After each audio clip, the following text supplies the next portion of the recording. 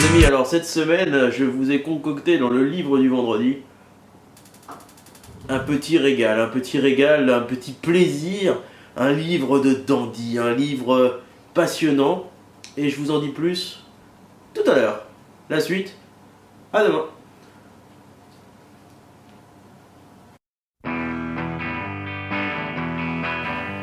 Mais non les amis, comme je suis sympa, je suis de retour et je vais vous en dire plus. Le livre que je vous ai sélectionné cette semaine dans le livre du vendredi, c'est un livre passionnant, un livre qui a été écrit par Paul Vaca, qui s'appelle Au jour le jour et qui est sorti chez Belfond. On est à Paris en 1842, c'est le temps des romans feuilletons, des feuilletonistes qui viennent aider une presse moribonde avec ces romans qui sont écrits au jour le jour, vraiment, et avec ces fameuses fins qui donnent envie de connaître la suite. Ça vous dit quelque chose? Ça ressemble un peu au cliffhanger des séries télé actuelles. Et là, Paul Vaca, il suit le parcours de Eugène Sue, qui était un feuilletoniste célèbre à l'époque, et qui, en panne d'inspiration, décide de partir dans les bas-fonds de Paris. Là, il passe la Seine, il se retrouve vers l'île de la Cité, et qu'est-ce qu'il découvre? Il découvre un Paris miséreux, un Paris où les ouvriers n'ont pas à manger, n'ont pas à boire, n'ont pas l'électricité, évidemment, enfin, il leur manque de quoi vivre, et Eugène Sue se met à raconter un petit peu.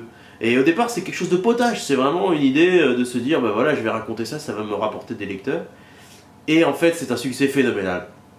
Un succès phénoménal, et ça devient le fameux livre Les Mystères de Paris. Et ça devient tellement un succès que Eugène Sue se sert des Mystères de Paris pour porter un message politique et pour faire que finalement la cause des ouvriers soit entendue, la cause des miséreux soit entendue.